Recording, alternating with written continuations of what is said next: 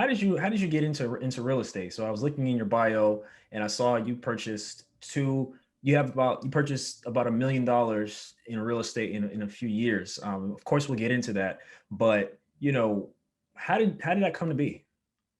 Yeah, so growing up, my family, we never really owned a home. So I knew that purchasing real estate was really important to me. I always wanted a home. We moved around a lot. So ever since I was in college, that was something I was always saying, a big goal of mine. Did I think I would have $1 million worth of real estate? Absolutely not. But my main goal was to just at least have a home, like a place, a home base, somewhere I can call home. And so that was what really made me want to purchase real estate. And then also being in DC, in the DC area, rent was just super expensive. And when I was doing the calculations in my head, I was like, this doesn't make sense. And I just kind of felt like I was throwing money away. So especially after my first experience with my first property, it really skyrocketed me to understand the importance of real estate and how it can really change your life. Amazing, amazing. So you're in DC, which we know ain't cheap. So how did you so that's the one thing, right? People who live in expensive markets, and this was me for a long time, you just eliminate yourself from contention because of the price. So how did you get over that? And how did you find out that there's actually affordable ways to purchase in an expensive market? So the biggest thing for me was house hacking. And so for those who don't know what house hacking is, it is where you basically live in a unit, whether you have a duplex or it could even be a townhouse. You live in one room and you rent out other place, whether it's a room or other units on your property to tenants. With house hacking, you can essentially either be one living for free or even be cash flowing. So for me, I recognize that the rent I was paying, one, rent is probably your biggest expense, right? And if you're in a high cost of living city, then your rent is probably very, very high. So for me, I was like, okay, this doesn't make any sense. When I did the calculations of how much I would be paying on a mortgage, granted, my mortgage was going to be a lot more than the rent I was paying for a tiny little studio. However, if I was able to get like a 3 bedroom, 2 bathroom with a basement, I knew that I would be able to rent out a bedroom upstairs and the basement, and I would essentially be living for free or really cheap. So that was my biggest goal when I purchased the home. Now, granted, I always say, like, make sure when you get into house hacking that you can actually afford the home that you purchase by yourself and don't rely on, oh, I'm going to have tenants, and don't rely on that because you never know, things can happen. I was lucky where a good friend of mine had agreed to move in with me prior to me even closing on the home.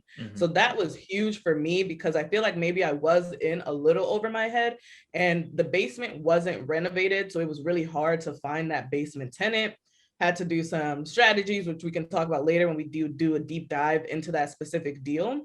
But that's pretty much what I did to help me afford to pay this house. Once I had two tenants, they were pretty much paying a majority of my mortgage. I think after they paid their rent, I was only paying about $300 a month towards my mortgage. And so that was saving me a ton of money when previously you're probably paying $1,000, $1,500 a month for a tiny studio. Now I was only paying about $300. So I was able to save a ton of money.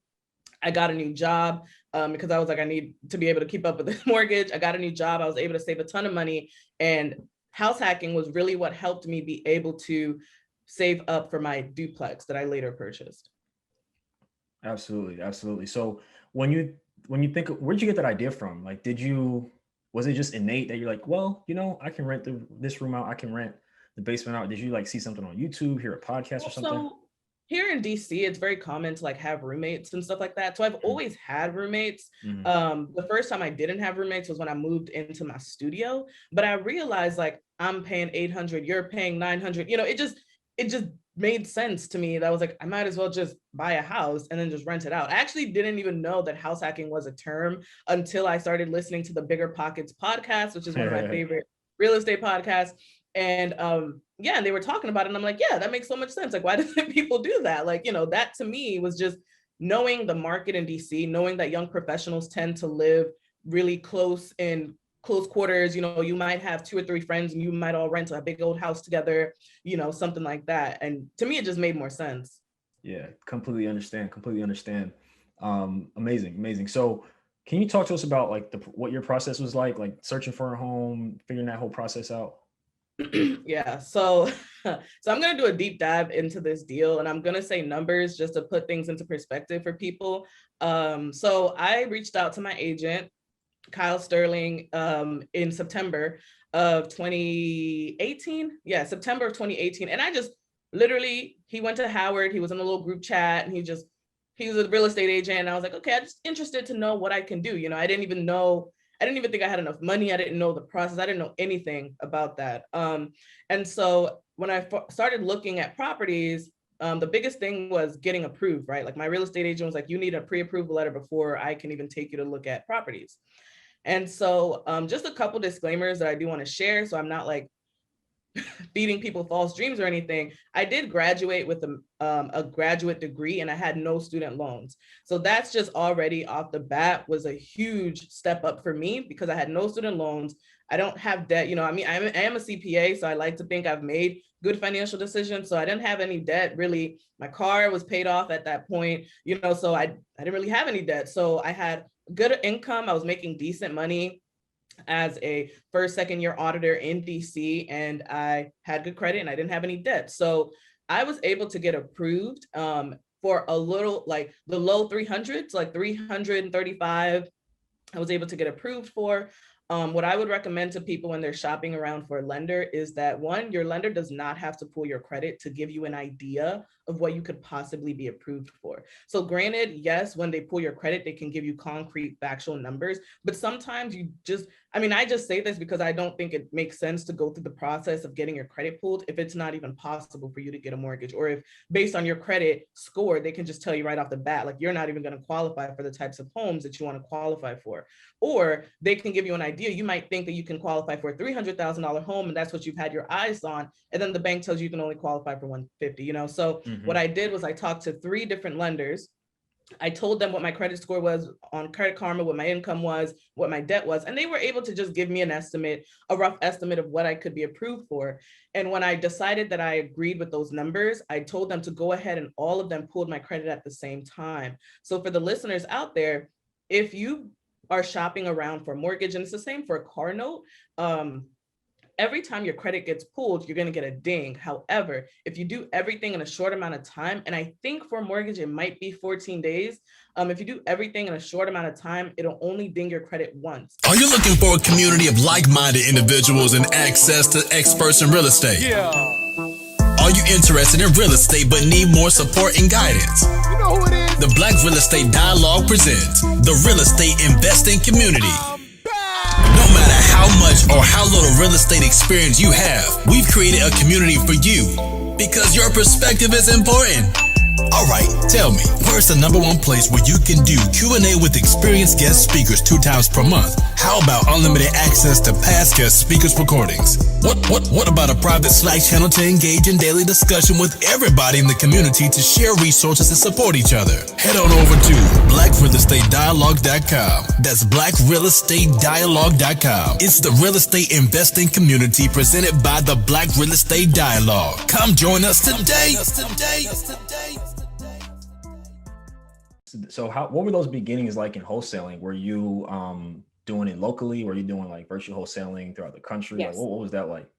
So I always preach start in your backyard. Like, yes, you can get virtual. Yes, you can buy lists, but I like driving for dollars. I like getting in the car. There's nothing like driving the best community because I'm nosy anyway. So I want to see all the houses that are going on. So I pick an area.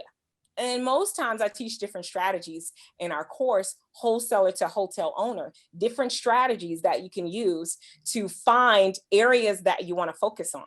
So once you get into an area that, you know, your buyer will ultimately tell you about, and because they're going to be the ones putting up the money, right? They're just essentially paying you to go fetch them a deal. They're paying you to go look through the numbers and do all the hard work that I don't have the time to do. Like I'm busy running hotels. I don't have time to call, right? So I will pay someone, a wholesaler, who can come and bring me a property that I can generate income from, and I'll pay you between $5,000 or $10,000, depending upon how good the deal is. And, you know, some people charge a little bit more than that, depending upon, you know, the deal, but it's all about understanding how to analyze the numbers. That's how I got into the game. I was able to learn the game from buyers, from professional investors that they took all the risk, but I was able to find the deals. And that is what I keep doing, finding good deals. And that's where I connect and I show and teach other people how to find and identify good deals in their community, how to identify the eyesore, and you be the one to make the change. That's what we teach. I love it. I love it. We'll definitely have the link to the course and all those things in the show notes. So talk to us about what was the journey like to get to that first deal, and how did it feel to finally close that first deal as a wholesaler when you started out? Well, I always talk to people, you want to understand your risk tolerance. Yeah. Because I was I paid $20,000 for the education to get into real estate and investing. And I feel like I was pumped. I was ready to go. And I was like, well, what do I do next? And I knew nothing about what it's like. They get you to a certain point when you pay a lot of money for these courses, and it doesn't necessarily take you all the way. But thankfully, I was driven. Because I was like, wait, I'm a newlywed and I just spent way too much money on a course. I have to use it. So that, if anything, is what tied me and connected me to getting through to my first deal. So I started going to networking events until I found a mentor, someone literally in the field doing it every day, day in and day out. And that's how I jumped in with my first 4 deals through my mentor. He was able to help me get in. Now, it was a lot of lessons to learn, even with the mentor. But I made it out. I kept going and I stayed consistent because my butt was on the line. For all of that money that I spent, I had to make it back. And that just kept leading to more and more deals. And the deals kept scaling. My team kept growing. And that's how, having lunch with one of my old roommates from college. And she's like, you know what you're doing over there? You can apply that here and it'd be exponential. And that's how we were able to partner together to create something epic. Amazing. Amazing. What were some of those lessons that you learned just, during the process of that first deal? Oh gosh. So for one, I got into my first deal rather quickly. And my mentor actually had a property. It was less than $20,000. I was like, well, if I can pay $20,000 for a class, I can find a way, to get $20,000 to, purchase this property. Everything happened so fast. One thing led to another. This is my first deal. Don't know much about it. I didn't know that you were supposed to close with a closing attorney. So I closed the property, sent the money, and, we did the deal, but just not through an attorney. And I go to sell it because I realized it was way too much. Like the project, it was over $80,000 worth of work. That was a lot for my first deal. So that's where I wholesaled it to another investor. I get to the closing table and they're like, so who's going to cover this $11,000 lien? What $11,000 lien? I just bought it. What do you mean? So not only did I actually suffer the loss because I already had it under contract for a certain price. We didn't know until we ran title that and closing it with an attorney, which is what you're supposed to do. That's when we found out that the house had a cloudy title and we couldn't sell it. And that, you talk about jumping in your first deal and it's a loss. It was like a dagger, but it was my first wholesale deal. And I was thankfully able to stop the bleeding. And now I was able to liquidate a property. And so I was like, well, let me get back in. And so, I partnered with another deal and another deal. And then finally I bought the 4th house within a matter of 2 months that I finally renovated. So the other 2 I partnered with, we bought it and then we sold it and wholesaled it. But this particular property that we decided to flip, this last and 4th one, the contractor gives me a contract and say, you know what? It's only going to take 6 weeks to do this project. It's $30,000 worth of work. So I give him $30,000. Hi everyone, Sam here from the Black Real Estate Dialogue. Make sure to hit that notification bell and that subscribe button and to visit us at blackrealestatedialogue.com.